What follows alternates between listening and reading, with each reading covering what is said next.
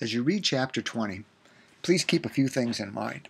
The reason I'm having you read this out of order, you read Chapter 1, you read Chapter 2, and then all of a sudden this Chapter 20 appears, is to give you, again, the macro view of marketing.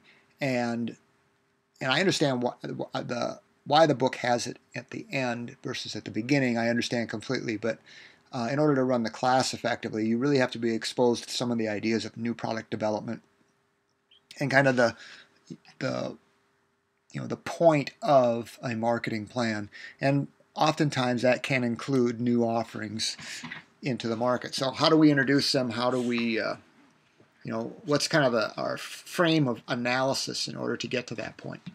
Well, this chapter offers very good detail, and let's look at a few of the questions that they put together here.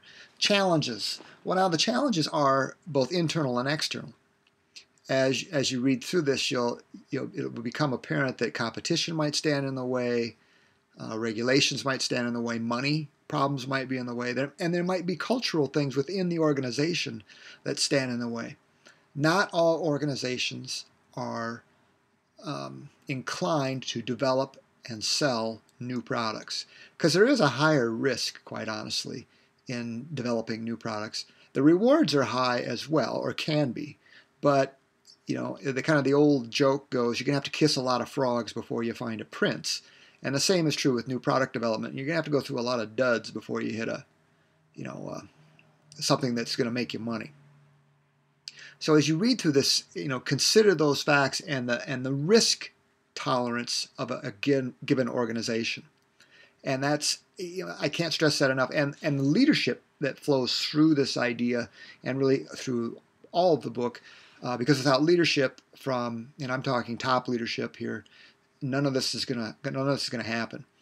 If you work for a company where they're not receptive of innovation or even incremental innovation, it's going to be tough sledding. You might want, if you have a more entrepreneurial bent to your personality and things, you're going to probably want to avoid working for an organization that's never going to change, and that's the nature of the business not to change. So structures and processes, and we look at business history, those organizations that live and die by innovation, it truly is a double-edged sword. But as you get momentum in a market, and the easy example is Apple Computer. They've, at least for the last, since the iPhone or the iPod came out, they've been known really for innovation, and they need to innovate in order to be profitable in a crowded marketplace.